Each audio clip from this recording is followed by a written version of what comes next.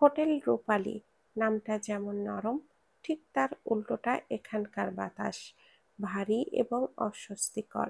দিনের উজ্জ্বল আলো এখানে প্রবেশ করতে ভয় পায় যেন।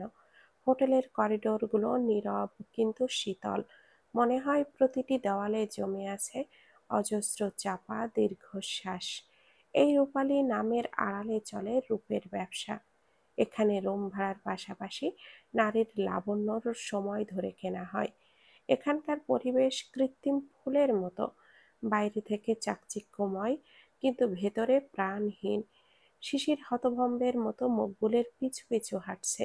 ঘোর লাগা চোখে সে দেখছে লোকজনের চাপা আনাগোনা, ম্যানেজারদের শীতল নিরাসক্ত চাহনি। সে ভাবতেও পারেনি মকবুল ভাই তাকে এমন একটা জায়গায় নিয়ে আসবে। তার সেন্সে যেন কোনো কিছুই কাজ করছে না, সবকিছু একটা ঘোরের ভেতরে দিয়ে চলছে। ম্যানেজার সবুজের সঙ্গে মকবুলের খাতির বহুদিনের। মকবুল তাকে টানতে টানতে সবুজের কাউন্টারের সামনে নিয়ে দাঁড়ালেন।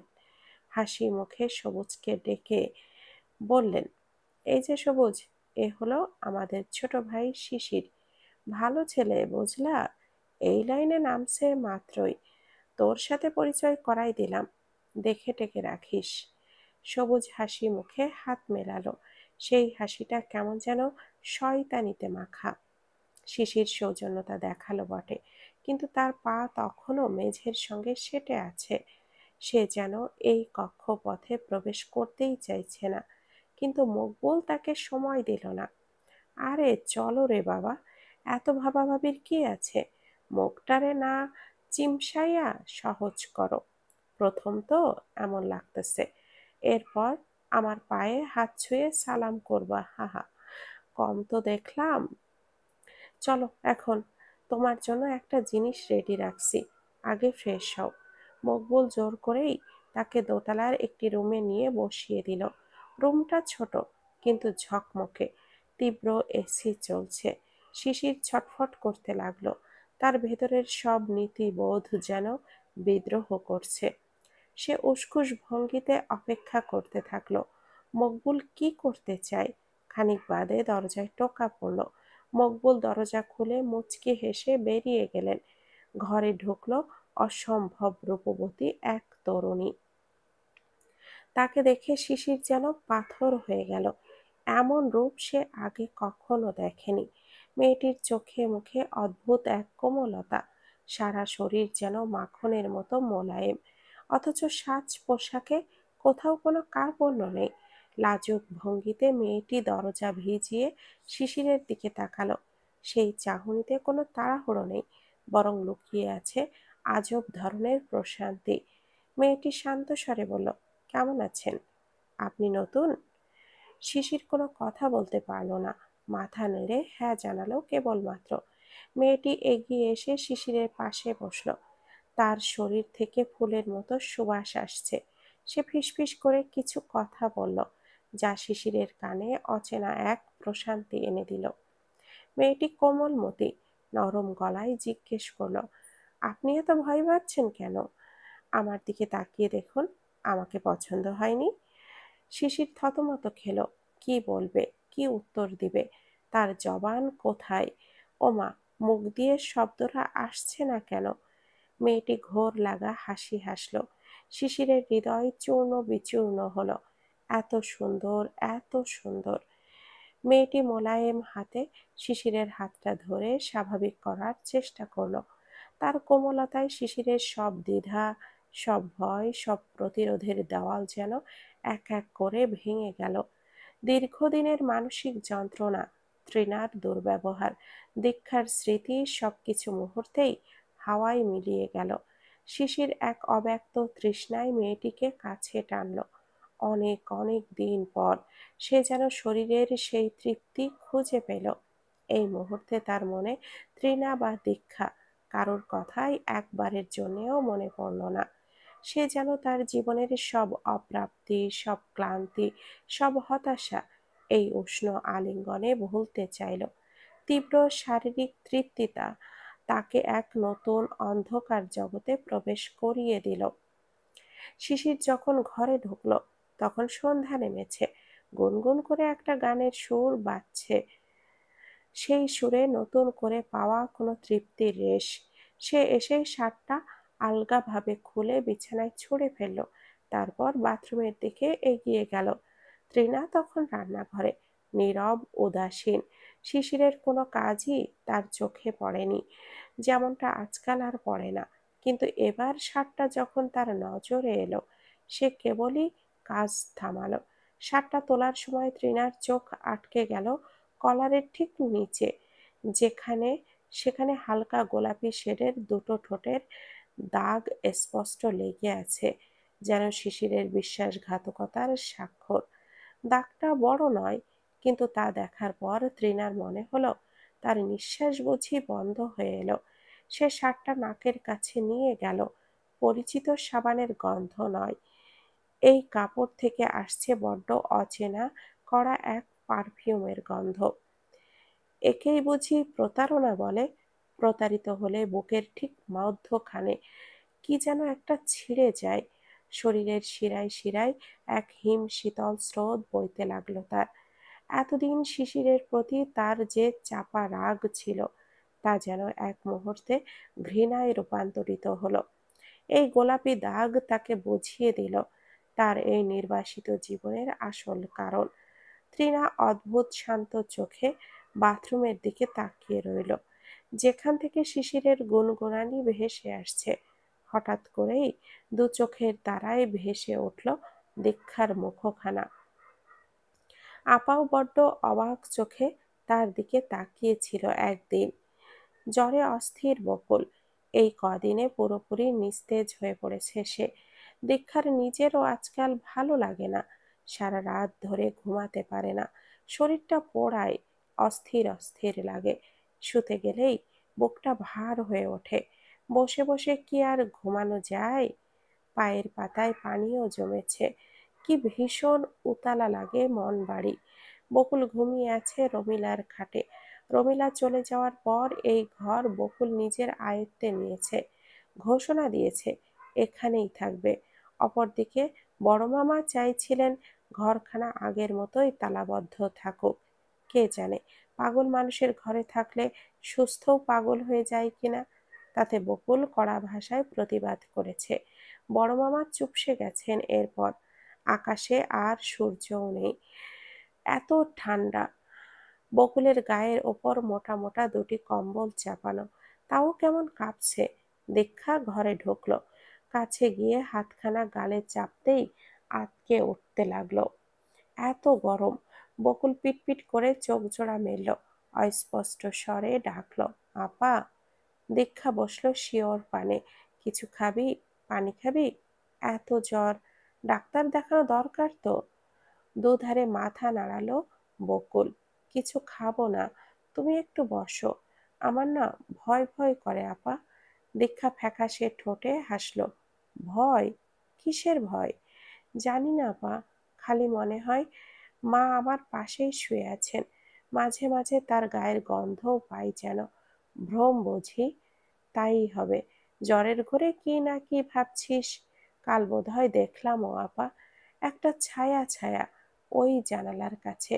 মা যেভাবে দাঁড়িয়ে থাকতেন। ধুর, ওসব কিছু না। কিছু একটা ছায়া পড়েছে। আর তুই ভেবেছিস? বকুল চুপসে রইল।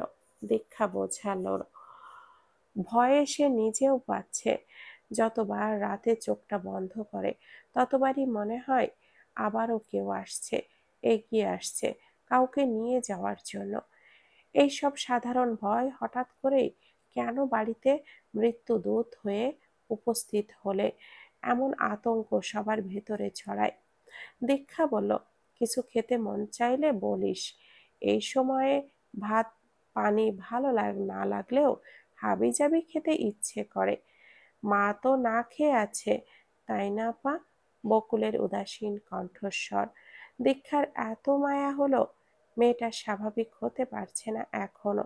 তার কাছে ঘটনাটি একটা বিরাট ট্রমার মতন। হঠাৎ করেই চলে যাওয়া, তাও সেই দিনই যেদিন তাকে একটু ভালোবেসেছিল রমিলা মামি, যার ভালোবাসা পাওয়ার এক সমুদ্র আকাঙ্ক্ষা নিয়ে এতকাল ধুকে ধুকে বাঁচছিল মেয়েটা। দীক্ষা ওর মাথায় হাত বুলিয়ে দিল, নরম সুরে বলল, বোকা মেয়ে, রুহু চলে গেলে খাওয়া ঘুম এসব লাগে না রে। যতক্ষণ রুহু আছে ততক্ষণই সব। এরপর অন্য এক পৃথিবী। সেই পৃথিবীতে মা কি ভালো আছে? অবশ্যই আছে। রমিলা মামির মতো ভালো মানুষ এই পৃথিবীতে আর একটাও ছিল? যে মানুষটা এত কষ্ট, জ্বালা, যন্ত্রণা সহ্য করে গেলেন দুনিয়াতে, তাকে আল্লাহ তার মাটির ঘরে ভালো রাখবেন না? নিশ্চয়ই রাখবেন। দোয়া কর বকুল, বেশি বেশি দোয়া কর। বকুল শুয়ে শুয়ে দোয়া পড়ল, রব্বির হামহুমা কামা রব্বাইয়ানি সগীরা। শান্ত জানালায় এসে দাঁড়ালো ঠিক সেই সময়। বকুল, দীক্ষা দুজনেই তাকালো ওর দিকে। শান্ত চেহারা শূন্য, সাদা, যেন তার উপর দিয়েও বড় কোনো ঝড় বয়ে গেছে। দীক্ষা উঠে এগিয়ে এলো, কিছু বলবেন? শান্ত কি বলবে ঠিক বুঝে উঠতে পারল না। তার অস্বস্তি বুঝতে পেরে দীক্ষাই বলল, আবার কিছু বললে বলুন, সমস্যা নেই। না মানে? মাথা চুলকালো শান্ত। এখন এটা বলার সময় কিনা বুঝতেছি না। আপনি কি ভাবেন? দীক্ষা অভয় দিল, কিচ্ছু ভাববো না। আপনি বলুন, ভেতরে আসেন না হয়। আসি। শান্ত ঘরের ভেতরে ঢুকলো। বকুল উঠে বসলো সামান্য, মাথাটা ঠেকালো দেওয়ালে, গলা পর্যন্ত কম্বল টেনে দিয়ে ঘোর লাগা চোখে চেয়ে রইল মানুষটার দিকে। কি জন্য এসেছে এই লোক? এত কিছু হলো, একবারও বকুলের কাছে আসেনি, সান্ত্বনা দিয়ে দুটো কথাও বলেনি। অথচ প্রতিদিন ঘুরে গেছে এ বাড়ি থেকে, সবার সাথে কথা বলেছে, কেবলমাত্র তার সাথেই কথা বলার সময় হয়নি। কি খারাপ মানুষ! কি এই সময়েও এত দেমাগ নিয়ে থাকে? বকুলের হৃদয় ভার হলো।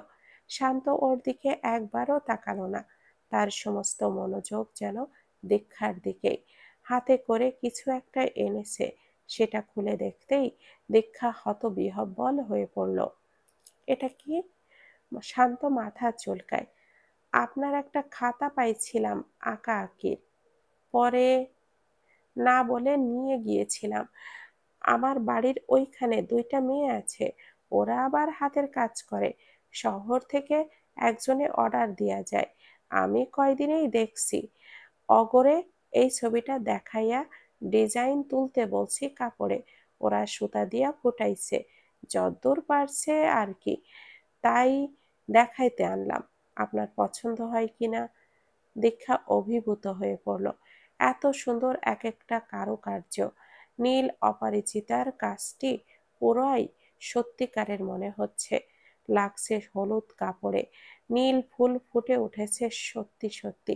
একটা সাদা কাপড়ে লাল গোলাপ ফুটিয়েছে। কি দারুণ! দীক্ষা সবকিছু ভুলে গেল। হাতে নিয়ে মুগ্ধ দৃষ্টিতে নেড়ে চেড়ে দেখতে লাগলো একটার পর একটা কারুকার্য। বকুলকেও এগিয়ে দিল, সেও অবাক। জানাই ছিল না তাদের গ্রামে এত সুন্দর হাতের কাজ কেউ করে। দীক্ষাসিক্ত চোখে তাকালো শান্তর দিকে, মোহিত কণ্ঠে বলল, আপনি চমৎকার জিনিস দেখালেন। আমি যে কি বলে আপনাকে ধন্যবাদ দেই। থ্যাংক ইউ, থ্যাংক ইউ আপনাকে। শান্ত হাসলো। আরে ধুরো, নিজেদের মধ্যে আবার ধন্যবাদ কি? আপনার উপকার করতে পারলে নিজেরই মনে একটা শান্তি শান্তি লাগে। আপনাকে এবার আমার ম্যানেজারের দায়িত্বটা দিতেই হয় বুঝি। শান্ত, দীক্ষা দুজনেই হেসে উঠল। হাসল না কেবল বকুল, মনটা আরো ভারাক্রান্ত হলো তার। যাক, গামছার ম্যানেজার থেকে সুতার ম্যানেজার হতে তো পারছে। ইস, দেখো না কি দাঁত কেলানি, হাম্বল দিস্তা বলদ গরু একটা। বকুল কিরমির করে মনে মনে বলে, জ্বর বোধহয় আরো বেড়ে গেল তার। খুশিতে দুটো ডান্স দে এবার। ছাগলের মতো ম্যাঁ ম্যাঁ করছিস কেন? ঘুঙুর এনে দেব? কোমরের বিছা, চকমকো নেচে মনের খুশি প্রকাশ কর। হাবাইত্যার ঘরের হাবাইত্যা। শান্ত বিরামহীন ভাবে হেসেই চলছে। দীক্ষা দিনকাল কেমন চলছে জিজ্ঞাসা করতেও শান্ত হেসে হেসেই উত্তর দিচ্ছে। বলা বাহুল্য, হাসির দমকে উত্তর ঠিক করে দিতেও পারছে না। বকুলের নাক দিয়ে উত্তাপ নিঃশ্বাস বেরোলো। বাংলাদেশের প্রেসিডেন্ট পদটা পেয়ে গেছে নাকি পাঠাই বাচ্চা? দীক্ষা ঘর ছেড়ে বেরোলো। কাজগুলো খালেদা বেগমকে দেখাবে। ওর চঞ্চল মস্তিষ্ক বহু বছর বাদে আবারও সচল হয়ে উঠেছে। নানান রকমের বুদ্ধি নিয়ে ধাক্কা দিচ্ছে। দেখা যাক এই বুদ্ধির জোরেই কোনো কিছু করা যায় কিনা। শান্তও বেরোতে নিল। তারপর হঠাৎই দরজার মুখে গিয়ে থমকে দাঁড়ালো। দীক্ষা পুরোপুরি উঠোনের আড়াল হতে সে আবারও ঘুরে আসলো। বকুল খানিকটা চমকালো, কিন্তু মুখভঙ্গি দেখে তা বোঝার উপায় নেই। থমথমে জ্বরে কাতর চেহারা দুটো, বুজে নিল চোখ। এই রাম ছাগলের মুখটাও দেখতে চায় না সে। বিছানায় শব্দ হলো। শান্ত বসেছে। বকুল মনে মনে আওড়ালো, বসতে গিয়ে খাটটাও নাড়িয়ে ফেলেছে। পুরাই বলদ গরু। শান্ত কোমল সুরে জিজ্ঞেস করলো, কিরে, শরীরটা এখন কেমন লাগে? বকুল চোখ জোড়া মেলল না। বুঝে রেখেই থমথমে কণ্ঠে জবাব দিল, জানি না। সে কিরে, নিজের শরীরের খবর নিজেই জানিস না? Bad bad, very bad. Bakul চোখ মেলে তাকালো। তার ভুরু কুঁচকে রয়েছে। আপনি এখানে বসেছেন কেন? আপাত ওইদিকে গেল তো। আপনি তার সুতার ম্যানেজার না? বছের পেছনে পেছনে হাঁটবেন, এটাই তো স্বাভাবিক। শান্তর কপালে ভাঁজ পড়ল সহসা। তুই কি আবার আমাকে নিয়ে মজা করতেছিস নাকি? বকুল হাসল। মজা আর আমি? হায়, আমার মজার পাত্র হতেও কোয়ালিফিকেশন চাই। একটা সুতার ম্যানেজারের সেই যোগ্যতাও নাই। দারুণ অবাক হলো শান্ত। এ কোন বকুল? সবসময় মিষ্টিভাবে নরম সুরে কথা বলা বকুল মেয়েটি কই?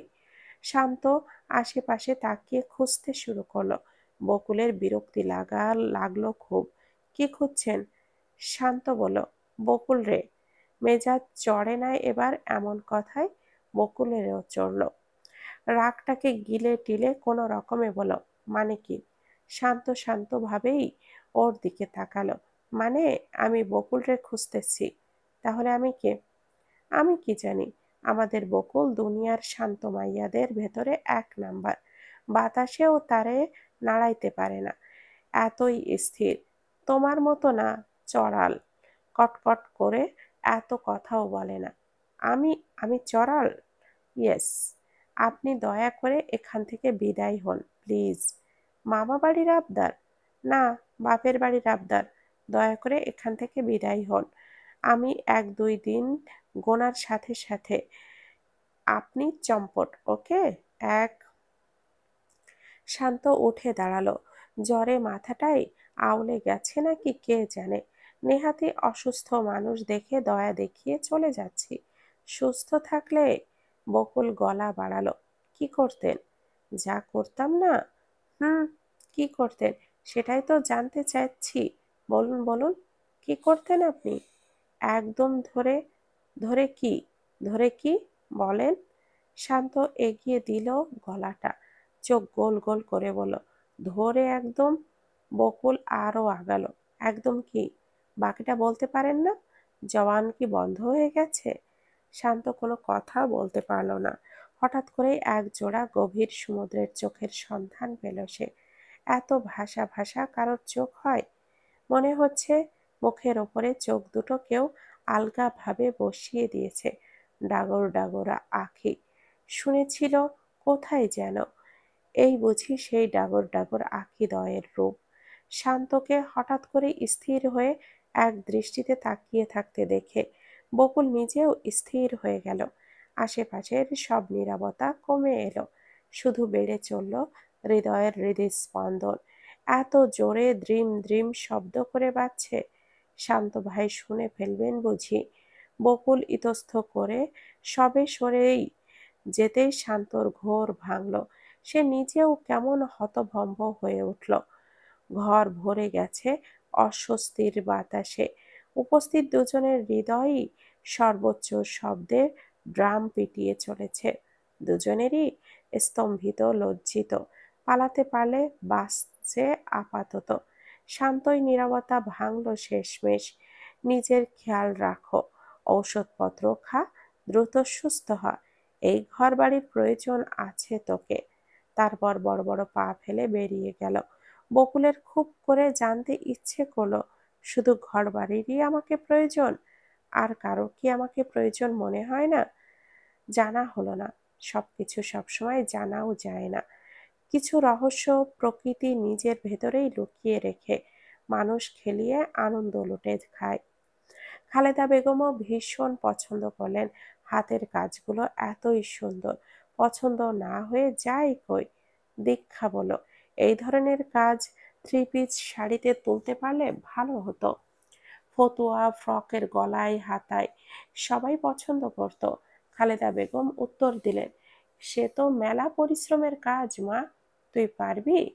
চেষ্টা করতে ক্ষতি কি? দীক্ষার স্বর গাঢ় হয়ে উঠল।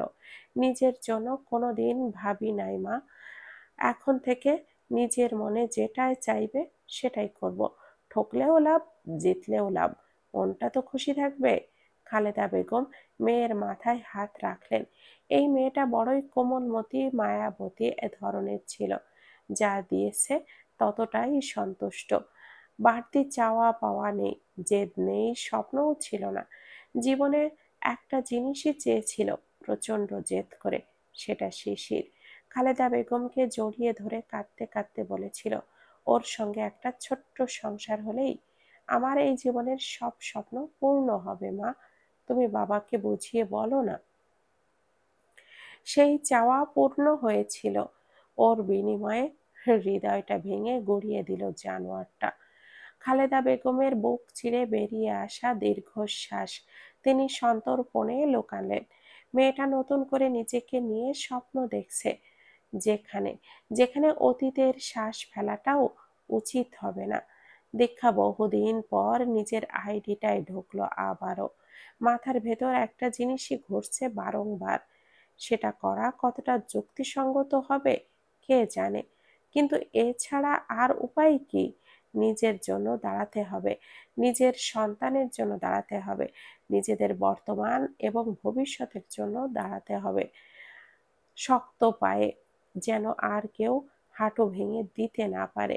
দীক্ষা মাথায় ঘোমটা টানলো, বিছানার এক পাশে বসে আরো কিছুক্ষণ ভাবলো। তারপর ক্লিক করলো ফেসবুকের লাইভ নামক অপশনটিতে।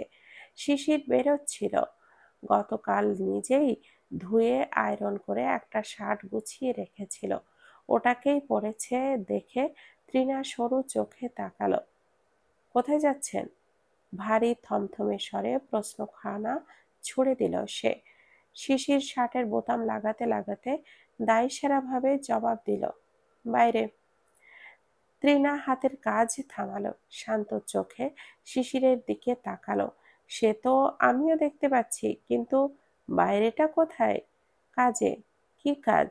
শিশিরের হাত থেমে গেল, কপালে ভাঁজ পড়ল, চেহারায় স্পষ্ট ফুটে উঠল বিরক্তি। এই আচরণ তৃণার অপরিচিত মনে হলো না। দীক্ষার সঙ্গেও শেষ কিছুদিন এইরকম ঠান্ডা মেজাজ দেখিয়েছে। এত জেনে তোমার লাভ কি? বলল শিশির। কাজে যাচ্ছি, সোজা বাংলায় টাকা কামাতে যাচ্ছি। আপনি কি কাজ করেন তাই তো জানলাম না। কোথায় চাকরি নিচ্ছেন কিছুই তো বললেন না। টাইম টেবিল নাই, যখন মন চায় বেরোন, যখন মন চায় আসেন। তাতে তোর কি? ক্রুদ্ধ হয়ে উঠল শিশিরের কণ্ঠস্বর। তৃণা মোটেও চমকালো না। দীক্ষার সঙ্গে অল্পতেই তুই তুকারি করে ফেলতো তখন। সে নিজের চোখে দেখেছে এই সব কিছু কিসের ইঙ্গিত দেয়। তৃণা বোঝে, ভালো করেই বোঝে, যা হয়েছিল সব তো চোখের সামনেই হয়েছিল। তৃণা কথার প্রসঙ্গ ঘুরিয়ে নরম গলায় বলল, রাগ না করলে একটা কথা বলতে চাই। নিঃশ্বাস ফেলে শান্ত হওয়ার চেষ্টা করে শিশির পুনরায় হাতা গোটাতে গোটাতে জবাবে বলল, শুনছি। তৃণা উৎসুক হয়ে এগিয়ে এলো। আর কত দেরি করবেন? বিয়েটা করে নেই চলুন। কাবিন 1 লাখ করলেই হলো। কাবিন তো মেইন না, মেইন হচ্ছে আমাদের একসঙ্গে থাকাটা, তাই না? শিশির আসমান থেকে পড়ল। বাপরে বাপ, শয়তানের মুখে আল্লাহর নাম! যে মেয়ে 5 লাখের নিচে তাকে বিয়ে করবে না, সে কিনা 1 লাখেই করতে চাচ্ছে। আর 2 দিন টাইট দিলে হয়তো দেনমোহরের ব্যাপারটাই থাকবে না। হায় চান্দু! শিশিরের মনে মনে কথাগুলো বললেও ওপর দিয়ে হাঁপ করলো সে গ্রাহ্যই করেনি তৃণার কথা, যেন শুনতেই পায়নি। এমন ভঙ্গিতে চুপ করে রইল। চিরুনি হাতে ফটাফট চুলগুলো আঁচড়ে নিতে লাগলো। তৃণা আবার বলে উঠল, কি হলো? কি বললাম? শিশির গম্ভীর স্বরে বলল, শুনেছি। জবাব কই? জবাব নেই। কেন? কারণ আমার কিছু বলার নেই। মানে? এভাবে আর কতদিন? কেন? এতদিন ধরেই তো আছো। আজ হঠাৎ এত উত্তেজিত কেন বিয়ে নিয়ে? তৃণার চোখজোড়া ছলছল করল। শিশিরের সম্মুখে এসে দুই হাতে ওর গলাটা জড়িয়ে ধরার চেষ্টা করতে করতে শুধালো, আপনার হয়েছে কি? আপনি আমার দিকে তাকান না, সারাক্ষণ ব্যস্ততা দেখান। আপনি কি আমাকে আর ভালোবাসেন না? শিশির তৃণাকে ঠেলে সরিয়ে দিল। বিরক্তির চূড়ান্ত মাত্রা দেখিয়ে বলল, যাবো একটা কাজে। এখন এসব ঢং না করলেই হয় না। এগুলো ঢং? তা নয় তো কি। আর বিয়ে টিয়ে এগুলোর কথা আপাতত ভুলে যাও। আমি নিজের একটা ব্যবসা দাঁড়ানোর চেষ্টা করছি। আগে ওটা দাঁড়াক, এরপর দেখা যাবে। তৃণার চোখ উপচে কয়েক ফোঁটা জল গড়ালো। দেখলই না শিশির। বিছানার উপর থেকে ফোনটা নিয়ে বেরিয়ে গেল ধাম করে। দরজা বাড়ি খেয়ে তীব্র শব্দ করে উঠল। তৃণার মনে হলো ওটা দরজা না, তার হৃদয়ের আঘাতের শব্দ চূর্ণ বিচূর্ণ হচ্ছে ভেতরে ভেতরে। শিশির আজও এসেছে রূপালিতে। 2 দিনেই কেমন যেন নেশা ধরিয়ে দিয়েছে মেয়েটা। নামটাও জানা গেছে, নয়নতারা। আসল নাকি নকল কে জানে। এই লাইনে সবারই একটা করে আলাদা নাম থাকে। আজকে জেনে নিতে হবে। বাড়িতে কেউ আছে কিনা তাও জানতে হবে। মেয়েটাকে শিশিরের ভালো লেগেছে খুব। কেমন যেন শান্ত, নম্র, বিনয়ী, কিন্তু দুর্দান্ত ঝড় তুলতে পারে। শিশির পুরো হাওয়ায় ভাসে ওর সঙ্গে থাকা সময়টা জুড়ে। আজ অপেক্ষার তর সইছে না তার। এত সময় লাগছে কেন কে জানে। সে বিছানার উপরে 2 হাত ছড়িয়ে বসে আছে, চোখটা দরজার দিকে সেট করা। মনে মনে গুনছে 1 2 3। 25-এ গিয়ে নয়নতারা ঢুকলো। সেই হাসি হাসি মায়াবী মুখখানা, পরনে হলদে সালোয়ার কামিজ, তাতে গোলাপি ফুলের বড় ছাপা আঁকা। কি সুন্দর! আহা! শিশির মন্ত্রমুগ্ধের ন্যায় তাকিয়ে রইল ওর দিকে। নয়নতারা ছিটকিনি আটকে ওর দিকে ফিরল। ঠোঁট দুটি চওড়া করে সুন্দর একটি হাসি ছুড়ে দিল। কোমল গলায় জানতে চাইল, কেমন আছেন আপনি? শিশিরের ঝলমলে কণ্ঠে বলল, খুব ভালো। তোমার আজ দেরি কেন? কতক্ষণ আগে আসলাম। দুঃখিত, আমার শরীরটা আজ একটু খারাপ। শিশির আহত হলো। কেন? কি হয়েছে? এদিকে আসো তো। এক হাতে টেনে নিল নয়নতারাকে নিজের দিকে। নয়নতারাও মোলায়েম মাখনের মতো তার কোলের ওপরে গিয়ে বসলো।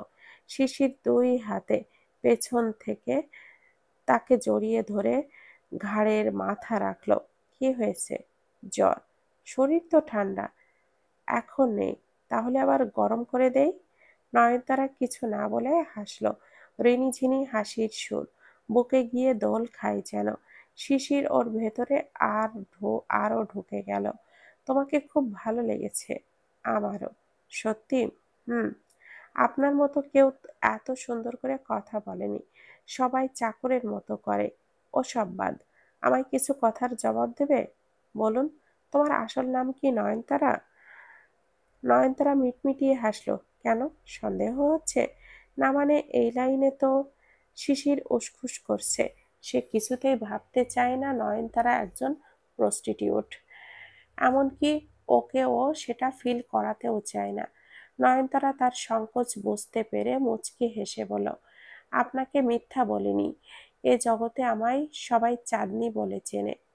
নয়ন? হুম। তোমার বাবা মা কেউ নেই? নয়ন নীরবে দুধারে মাথা ঝাঁকালো। হুম। শিশির ওকে টেনে সামনের দিকে ফিরিয়ে 2 হাতের আঁজলায় মুখটাকে আগলে নিল। এভাবেই জীবন কাটবে? একটা সংসারের স্বাদ কি জাগে না? নয়নতারা জবাব দিল না। তার চোখ জোড়া সিক্ত হচ্ছে ধীরে ধীরে। সেটা বুঝতে অসুবিধা হয় না মোটেও। শিশির ওকে বুকে ঢোকালো। আমায় বিয়ে করবে নয়ন? নয়ন স্থির হয়ে জমে গেল। হুম? হুম কি? হ্যাঁ অথবা না বলো, কিন্তু প্লিজ না বলো না, হ্যাঁই বলো প্লিজ। আমি শিশির, আগে জব করতাম, এখন এসব ছেড়ে ব্যবসা করি। আমার বাবা নেই, মা, ভাই, ভাইয়ের বউ সব আছে। আর বউ? শিশির হাসলো, কানের কাছে মুখ নামিয়ে ফিসফিস করে বলল, ওটা তো তুমিই হবে। লজ্জায় এতটুকুনি হলো নয়নতারা। এ পেশায় এসেছে খুব বেশি দিন হয়নি, তবুও এতটুকুতেই তার রূপের জাদুতে কাবু করেছে অনেককেই। অনেকেই বিয়ের প্রস্তাব দিয়েছে, কারোর ডাকে সাড়া দেয়নি সে। কিন্তু আজ কেন যেন এই এলোমেলো চুলের ছেলেটার হাতে হাত রাখতে ইচ্ছে করছে, চিরজীবনের মতো। উত্তর দেবে না? আবারও বলল শিশির। নয়ন কেঁপে ওঠে শুধালো, আমি আপনার এখন আগামীর কথা ললাটে বলবে।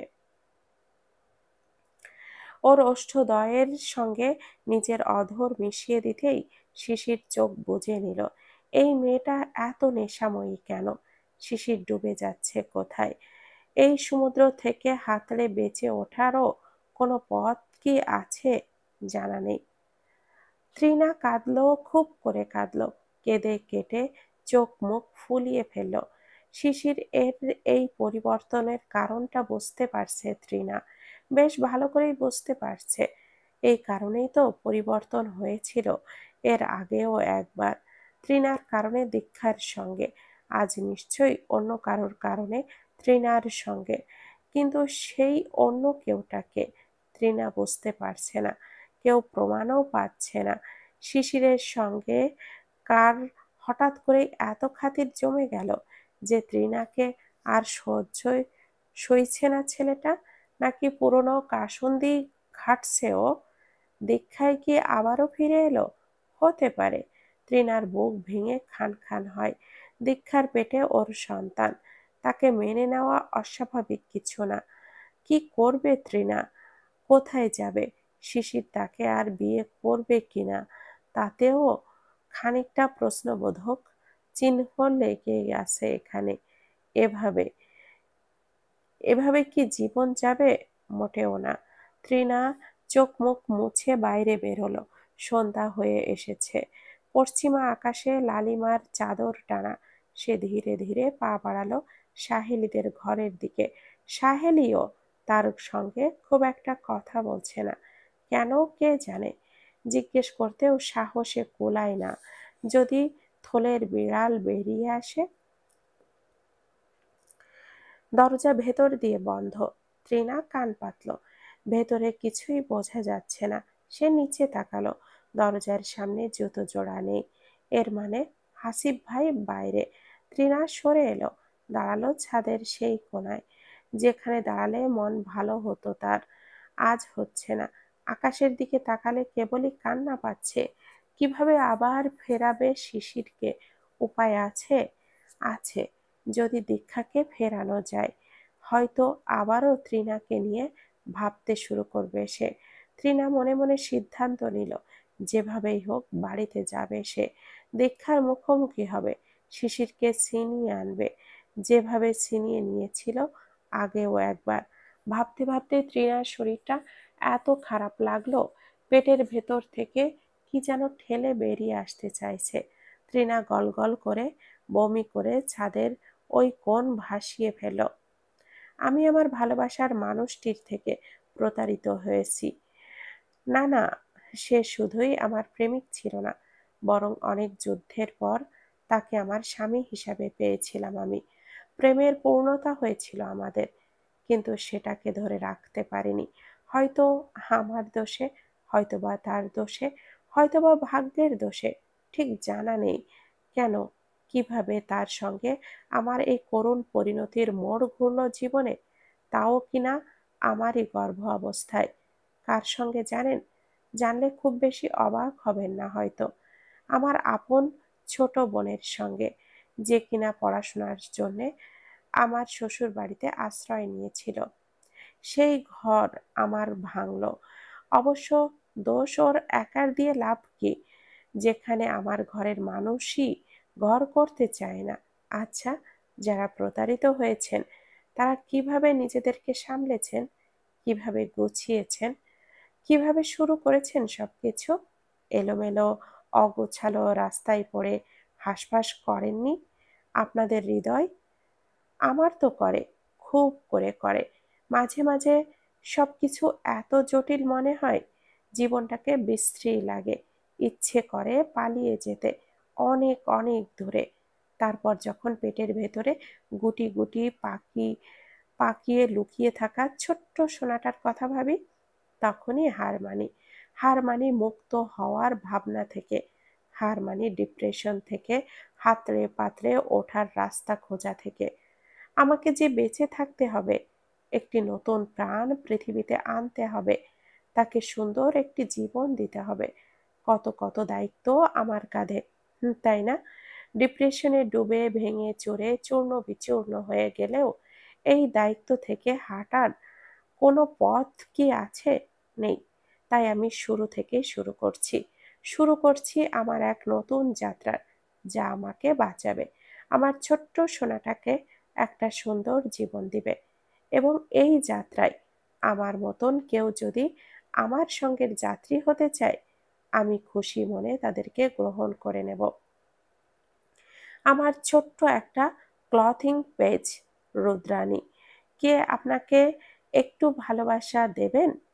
সুই সুতোর গ্রাম বাংলার ঐতিহ্য এবং কারুকার্য নিজের ঘরে নিজের পোশাকে বহন করতে চাইলে রুদ্রাণীর সঙ্গে যুক্ত থাকবেন। আমরা শুরু করছি শূন্য থেকে। আজ বুক ভরে দাঁড়াই শত সহস্র সাহসী নারীকে সঙ্গে নিয়ে, যাদের পথ থামায়নি ভাঙা সম্পর্ক, প্রতারণা কিংবা ত্যাগ। আমরা তাদের শক্তির পোশাক বুনি। দীক্ষা মজুমদার। কি লিখলো নিজেও জানে না সে। লাইভে এসে কি বলবে বুঝতে না পেরে পোস্টেই লিখলো যা খুশি তাই। তারপর চোখ বুজে পোস্টটি অপশনটিতে ক্লিক করলো। বুকের ভেতরটা ধক করছে, গলা শুকিয়ে আসছে। কেন এরকম অস্থির লাগছে নিজেও জানে না সে। সোশ্যাল মিডিয়ায় খুব যে অ্যাক্টিভ পারসন সে তা না। গুটি কয়েক মানুষের সঙ্গে অ্যাড, তারা সবাই চেনা পরিচিত। এর বাইরে তেমন কারোর সাথে কথাও বলেনি দীক্ষা। এভাবে পোস্ট করে কজনের থেকে সাহায্য পাওয়া যাবে জানা নেই। তবুও দীক্ষা একটা চেষ্টা করলো। আল্লাহ তাআলার হাতেই তো সব দুঃখ কষ্ট সুখ। তার হাতে যদি সুখ লেখা থাকে, দীক্ষার জন্য আসবে। আর দুঃখ থাকলে তাই সই। যা ছিল হারানোর সব হারিয়ে গেছে। বিশ্বাস সম্মান ভালোবাসা হারাবার আর কিছুই নেই। দীক্ষা বাইরে বেরোলো। বকুল মুখ কালো করে দাওয়ায় বসে আছে, গায়ের উপরে কম্বল চাপানো। দীক্ষা ওই দিকেই গেল। খাবি কিছু? প্রশ্ন করল সে। বকুল তার উত্তরে আচানক বলল, ভালোবাসা জিনিসটা কি আপা? দীক্ষা চমকালো, অবাক হয়ে বকুল নিজেও কিরকম একটা প্রশ্ন করে ফেলল। আপা কি না কি ভাবছে এখন। বকুল মিইয়ে গেল কম্বলের তলায়, বিড়বিড় করে সাফাই দিতে লাগলো, সরি আপা, কি থেকে কি বলে ফেললাম। দীক্ষা ওর পাশে বসলো পা ছড়িয়ে। পেটটা এতটা উঁচু আর ভারী হয়েছে দিনকে দিন। আগের মতো আরাম করে বসতে পারে না এখন আর। যেখানেই বসুক পা ছড়িয়ে হেলান দেওয়া লাগে। টিনের দেওয়ালে হেলান দিল দীক্ষা। সম্মুখ পানে তাকালো। কোথায় কে জানে। কোনো এক বিন্দুতে মিলল হয়তো চোখের দৃষ্টি, কিংবা মিলল না। দাওয়ার উপরে নিস্তব্ধ সন্ধে নেমে এসেছে। পশ্চিম আকাশের রং বদলেছে, আলো কমলা থেকে বেগুনি, তারপর ধীরে ধীরে ঘন নীল। গাছের মাথায় হালকা বাতাস লাগছে, বাঁশের পাতাগুলো সশব্দে দোল খাচ্ছে। দূরে কোথাও একটা পাখি ডাকছে, যেন ঘরে ফেরার তাড়া লেগেছে তারও। বারান্দার ঠিক নিচে মাটিতে শুকনো পাতার ওপর দিয়ে একটা বিড়াল হেঁটে গেল হালকা খসখসে শব্দে। সব মিলিয়ে বাড়িটা যেন এই মুহূর্তে একটা নিঃশ্বাসহীন নীরবতায় ডুবে গেছে। শব্দহীন একটা দীর্ঘশ্বাস বেরোলো তার বুক চিরে, নীরবতাকে নিশ্চিন্দ্র করে দিয়ে উচ্চারণ করে গেল এক একটি ভারী শব্দ, অক্ষর। ভালোবাসা। ভালোবাসা হলো কারোর পাশে দাঁড়ানোর প্রতিশ্রুতি, শুধু ভালো সময়ে না, সর্বনাশের সময়ও। ভালোবাসা মানে হচ্ছে একটা মানুষকে দেখে মনে হওয়া তার কাছে আমার সব ক্লান্তি গলে যাবে, তার কাছে আমি নিরাপদ, আমার আর ঘুমের ঔষধ লাগবে না, তার বুকে মাথা রাখলেই ঘুম নামবে ঝাঁপ ধরে। ভালোবাসা তো তাই, কাঠফাটা রোদে, টগবগে গরমে, ভিড়ের মধ্যে বিরক্তি নিয়ে দাঁড়িয়ে আছে। হঠাৎ মনে পড়ল তার মুখটা, ব্যাস। চোখ বুজে একটা নিঃশ্বাস টেনে নিতেই পরবর্তী 2 ঘন্টা চলার শক্তি পেয়ে গেলাম নতুন করে। বকুল নিঃশব্দে শুনছে, তার চোখে পানি কাঁপছে। দীক্ষার গলা হঠাৎ থেমে গেল, চোয়াল শক্ত হলো সামান্য।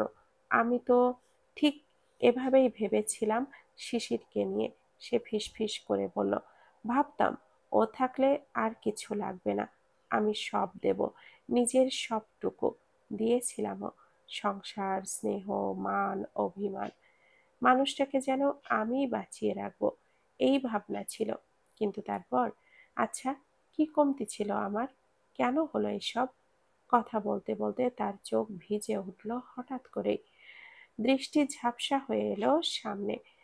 হাওয়াটা যেন একটু ঠান্ডা হয়ে গেল। দাওয়ার সামনে রাখা তাল গাছের ছায়া, দোল খেতে খেতে দীক্ষার চোখে জল মিলিয়ে যাচ্ছে। ভালোবাসা। দীক্ষা আবার বলল, শব্দগুলো এবার কাঁপছে। ভালোবাসা তো হারাতে হয় না, ভালোবাসা তো বুক ভরে থাকার কথা সবসময়। কিন্তু আমি হারিয়েছি, হারিয়েছি আমার ঘর, আমার সম্মান, সবচেয়ে বেশি হারিয়েছি বিশ্বাস নামের জিনিসটা। তার চোখের কোণ বেয়ে ধীরে ধীরে অশ্রু গড়িয়ে নামছে। নিজের অজান্তেই পেটের উপরে হাত রেখে দিল। এই যে আমার সোনা, এটা আছে বলেই বাঁচি আমি, না থাকলে জানি না কোথায় ভেঙে পড়তাম। বকুল এতক্ষণ কম্বলের ভেতরে মুখ গুজেছিল, এবার আস্তে করে দীক্ষার পাশে আরো একটু সরে বসে। একদম কিছুই বলে না, শুধু তার মাথাটা হালকা করে দীক্ষার কাঁধে ঠেকিয়ে দিল। দীক্ষা চমকে তাকালো। বকুলের চোখে দুঃখ, অপরাধবোধ আর এক ধরনের শীতল মমতা। আজ আর না করব না, কাঁদো আপা, খুব কাঁদো। বকুল খুব নরম গলায় বলল, মনটা ভারী রাখলে মানুষ বাঁচে না, কাঁদলে হালকা হয়। একদিন সব ঠিক হয়ে যাবে, আল্লাহ খুব ভালো রাখবেন তোমাকে। দীক্ষার চোখ আবারও ভিজে গেল, হওয়াটাও একটা জরুরি রইল। উঠোনের আমগাছের পাতাগুলো সরসর শব্দ তুলল, যেন নেমে আসা রাতও এই দুজনের ব্যথায় কান পেতেছে। দীক্ষা নিঃশব্দে মাথা নামিয়ে চোখটা বন্ধ করল। বুকের গভীরে ভেতর বেরিয়ে এলো এক টুকরো ভাঙা অথচ স্বস্তিদায়ক নিঃশ্বাস। যেন অনেক দিন পর একটু হালকা হলো সে। শিশির বাড়ি ফিরল রাত 1টায়। ত্রিনা চিন্তায় অস্থির হয়ে উঠেছে এতক্ষণে। সেই 9টা থেকে অপেক্ষা করছে, অথচ মহাশয়ের কোনো দেখা নেই। ফোন দিয়েছিল বার কয়েক, ফোনটাও বন্ধ। ত্রিনার এত চিন্তা জীবনে হয়নি। উত্তেজনায় ঘর ফেলে ছাদে পায়চারি করেছে ভূতের মতো করে। বারবার উঁকি দিয়ে দেখেছে রাস্তায়, শিশিরের খোঁজ নেই। দরজা চাপানোই ছিল। ত্রিনা শুয়েছিল গুটিসুটি হয়ে। দরজা ফাঁক হতেই উঠে বসলো তাড়াতাড়ি। কোথায় ছিলেন? উত্তপ্ত স্বরে জিজ্ঞেস করল। শিশিরের হেলদোল নেই, যেন শুনতেই পায়নি ত্রিনার কথা। ঢুকেই শার্টটা খুলতে শুরু করলো। ত্রিনা আর কিছুই বলল না। উঠে ভাত বাড়তে নিতেই শিশির জানালো খাবে না। ত্রিনা অবাক হলো, খেয়ে এসেছেন? হুম। বলেই শিশির শুয়ে পড়ল বিছানায়। বাতি নেভাও, ঘুমাবো। তৃণা লাইটটা বন্ধ করলো না, বরং এগিয়ে এসে শিশিরের শিয়রের কাছে বসে। কোথায় ছিলেন?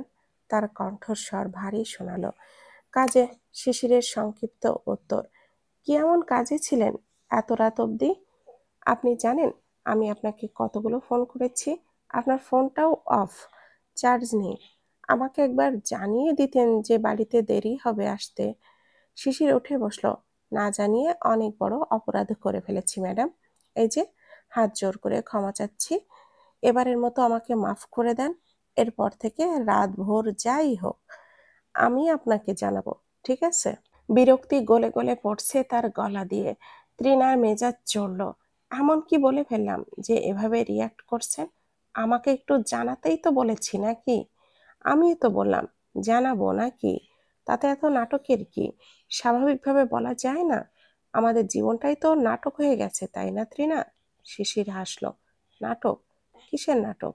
কেন, তুমি আমার বউ সাজার নাটক করছো, আমি তোমার জামাই হওয়ার নাটক করছি। সবই তো নাটক, জীবনটাই একটা নাটক, তাই না? তৃণা কিছুক্ষণ কোনো কথা বলতে পারল না। দীক্ষার জন্যে তাকে এতটা দূরে সরিয়ে দিয়েছে, আজ তার কাছে সবকিছু নাটক মনে হচ্ছে। তার জন্য স্কুল গেল, ফ্যামিলি গেল, সম্মান আদর সব গেল। এখন তাকেই ছুঁড়ে ফেলে আবার চলে যেতে চাইছে। তৃণা আচানক কলার চেপে ধরল ওর। আপনি আমার জীবনটাকে নাটক পাইছেন? হ্যাঁ, এটা একটা নাটক। শিশিরের এত বিরক্ত লাগলো, ঝটকা মেরে ফেলে দিল তৃণাকে সে। বালিশের ওপরে উপুড় হয়ে শুয়ে পড়ল। ওভাবেই বলল, ঘ্যান ঘ্যান করো না তো তৃণা। ভালো লাগছে না, ঘুমাতে দাও। ভালো লাগবে কেন? তৃণা ফোপাচ্ছে। এখন আর আমাকে ভালো লাগবে কেন? নতুন পেয়েছেন না? কি বললে? শিশির আবারও বলে উঠল। কি বললে তুমি? বললাম নতুন পেয়েছেন না, আমাকে আর ভালো লাগবে কেন? আমি নতুন পেয়েছি, তুমি জানলে কি করে? শিশির ভাবলো নয়নতারার কথা বুঝি জেনে ফেলেছে তৃণা। কিন্তু তৃণা জবাব দিল, নতুন না পেলে আমাকে ঠিকই ভালো লাগতো আপনার। আমার কারণেই তো ওই দীক্ষাকে ছেড়ে দিয়েছিলেন, এখন আবার তার কাছেই ফিরে গেছেন। ফেলা থুতু আবারও গিয়ে চাটছেন? ছি! ঠাস করে একটা চড় দিয়ে বসলো শিশির। দাঁতে দাঁত চিবিয়ে বলল, ওর চেয়ে তুই তো আরো বড় যন্ত্রণা রে। তোর মতো এত অসভ্য আর বেয়াদব ছিল না দীক্ষা। আমাকে বুঝছে। আর তুই নিজের স্বার্থ ছাড়া কিছুই চিনিস? আমি আমি আমার স্বার্থ চিনি? তৃণা কাঁপছে, ভয়ে নয় ক্রোধে। কিরমিরিয়ে বলল আবারও, কি স্বার্থ চিনছি? হ্যাঁ, যখন বিয়ের কথা বলছিলাম 5 লাখের নিচে বিয়ে করবি না, আর এখন পায়ের ধরতেছিস শালির ঘরের শালি। আর বিয়ে ছাড়া আমাকে খেয়ে দে এখন রাস্তায় ফেলে দিচ্ছেন আপনি? খুব ভালো। শিশির উচ্চস্বরে হেসে উঠল। খেয়েছি তোকে? ইয়াক থু, তোকে আমি ছুঁইও নি ওভাবে, ওকে? কে বিশ্বাস করবে? কে করলো না করলো আই ডোন্ট কেয়ার। যার করার সে করলেই হবে। তার মানে আমার সন্দেহই ঠিক? আপনি আবার দীক্ষার সাথে? শিশির কিছুই বলল না। তার নির্ভার লাগছে। মনে মনে ভাবছে, দুই বোন চুল ছিঁড়াছিঁড়ি করুক, মরুক গিয়ে। সে নয়নতারাকে বিয়ে করে অনেক দূরে কোথাও চলে যাবে, সবার থেকে দূরে। সুন্দর একটা সংসার সাজাবে, তার নিজের সংসার। কি হলো, কি ভাবছেন? উত্তর দেন। হুম, ভাবছি কিভাবে তোর বোনকে আবার আদর করব। ইস, কতদিন আদর করি না। তুই শুনবি কিভাবে করব? শোন, প্রথমে গালে একটা চুমু খাবো, তারপর ঠোঁটে, তারপর ওর নিচে। তৃণা সহ্য হলো না কিছুই। মাথার ভেতর রক্ত উঠল যেন। এত রাগ, এত ক্রোধ, এত জেদ, সব মিলিয়ে একাকার। শরীরের সর্বোচ্চ শক্তি দিয়ে সে খামচে ধরল শিশিরকে। মুখ দিয়ে বেরিয়ে যাচ্ছে একের পর এক গালাগাল। আমি বাচ্চা শয়তান। শিশিরেও থেমে রইল না। এই মেয়েটাকে তার আর সহ্যই হয় না, কিছুতেই না। দুজনে রাস্তার কুকুরের মতো মারামারি করলো, চিল্লাচিল্লি, গালাগালি। গরম হয়ে উঠল আশপাশ। পাশের দুই ভাড়াটিয়াও বেরিয়ে এসেছে। বাড়িওয়ালাকে ডেকে এনেছে হাসিব। তিনি শিশিরের দরজা ধাক্কা দিয়ে খোলার ব্যবস্থা করলো। ভেতরের অবস্থা খারাপ, সবকিছু ভেঙে চুরে চৌচির অবস্থা। শিশির হাঁপাচ্ছে ষাঁড়ের মতো, আর তৃণা রক্তারক্তি অবস্থায় পড়ে আছে ফ্লোরে। সারা শব্দ নেই। মরে গেছে নাকি? বাড়িওয়ালা পুলিশ কল করলো সাথে সাথে। রাতারাতি ভাইরাল হলো দীক্ষার পোস্টটা, যেন নিঝুম কোনো রাতের আকাশে আচমকা ফুটে ওঠা আতশবাজি। পরিচিতরা শেয়ার করলো, সেই সঙ্গে শেয়ার করলো অপরিচিতদের দল, যাদের মুখ দীক্ষা কোনোদিনও দেখেনি। এক রাতের মধ্যেই সদ্য খোলা পেজটি 20,000 মানুষের ভালোবাসায় থই থই করে উঠল। বিভিন্ন গ্রুপ, অগণিত আইডি ও বড় বড় পেজে ঘুরে বেড়াচ্ছে তার পোস্ট। মানুষজন সমবেদনা জানাচ্ছে, উৎসাহ দিচ্ছে। কেউ লিখছে, তুমি শক্ত থেকো বোন। কেউ লিখছে, তোমার লড়াই আমাদের অনুপ্রেরণা। মেসেঞ্জারে ঢুকে দীক্ষা যেন এক বিশাল তরঙ্গের ধাক্কা খেল। নোটিফিকেশনে হাজার হাজার আলো ঝলমল করছে। হাজারো হাত বাড়িয়ে এসেছে তার পাশে দাঁড়াতে। এত মেসেজ, এত কথা, কিভাবে সামলাবে সে? চোখ দিয়ে অকারণেই পানি নেমে এলো, দুঃখের নয়, কৃতজ্ঞতার। কেউ একসময় বলেছিল, বিধাতা যা কেড়ে নেয় তার বহু গুণ ফেরত দিতে ভুল করে না। আজ সেই কথাটাই যেন নতুন করে জন্ম নিল তার জীবনে। দীক্ষা গভীর একটা শ্বাস নিল। হঠাৎই তার ভেতরে আগুনের মতো দৃঢ়তা জন্মালো। এবার কাজ শুরু করতে হবে, দ্রুত, যত্ন নিয়ে, নিষ্ঠা নিয়ে। নতুন জীবনের দরজা আজ সত্যিই খুলে গেছে। বাড়িটা মুহূর্তেই উৎসবের মতো উচ্ছ্বাসে ভরে উঠল। বকুলের জ্বর পুরোই সেরে গেছে। সে তো লাফিয়ে লাফিয়ে দীক্ষার পাশে এসে বসলো। নতুন ডিজাইনের খসড়া আঁকতে আঁকতে দুজনে হাসাহাসি করছে। খালেদা বেগম হাতে পানি নিয়ে সদগা দিলেন, মেয়ে যেন বাকি জীবনটুকু আলোয় ভরে হাঁটতে পারে, এই দোয়া করে চোখ বুজলেন। এদিকে কাজল ঢুকেই ঘোষণা দিল, ডেলিভারি ম্যান আমি, যত দৌড়ের কাজ আমার। তার মুখে এমন আত্মবিশ্বাস যে দীক্ষার হাসি থেমেই থাকলো না। এর মধ্যে শান্ত এসে হাজির। দীক্ষা জানে না, স্বপ্নের রাজকুমার নামের ভুয়া একটা আইডি থেকে সে কতদিন ধরেই চুপচাপ তাকে ফলো করছে। তার চোখেও পড়েছে দীক্ষার ভাইরাল হওয়ার পোস্টটা, আর সেই টানেই সে ছুটে এসেছে। সব মিলিয়ে বাড়ির ভেতরটা এক গরম দুপুরে রঙিন কাগজ ওড়ানোর মতো আনন্দে ভরপুর। হাওয়া যেন ফিসফিস করে বলছিল, তোমার দিন ফিরেছে দীক্ষা। কিন্তু দুপুর গড়াতে না গড়াতেই সেই উচ্ছ্বাস মিলিয়ে গেল হঠাৎ জমে ওঠা মেঘের মতো। মাঝ দুপুরের আলোটা যেন নিজেদের গুটিয়ে নিল। ঘরের ভেতর নিঃশব্দে ঢুকে পড়ল এক শীতলতা। দরজায় দাঁড়িয়ে আছে একটি ছায়া, নীরব, স্থির, অথচ ভীষণ ভারী। খালেদা বেগম প্রথম দেখলেন তাকে। তার চোখ বিস্ফোরিত, মুখ বিবর্ণ। ইয়া আল্লাহ! নিজের অজান্তেই বলে উঠলেন তিনি। দীক্ষার বুকটা স্যাঁত করে উঠল। মনে হলো কেউ তার সুখের উঠোনে এক গাদা কালো ছাই ঢেলে দিয়েছে। বুকের ভেতর খচখচে আশঙ্কায় ভরে উঠল মুহূর্তে। ওখানে কেন? এই সময়ে কেন? আজই বা কেন? ছায়ামূর্তিটা ধীরে ধীরে ভেতরে পা রাখতেই বাড়ির সব উচ্ছ্বাস, হাসি, আলো এক মুহূর্তে যেন গিলে ফেলল তার উপস্থিতি। বাতাস জমে গেল, নিঃশ্বাস আটকে এলো দীক্ষার। দূরে কোথাও কি যেন বেজে উঠছে শব্দ করে। কি? আবার নতুন কোনো আসনি সংকেত?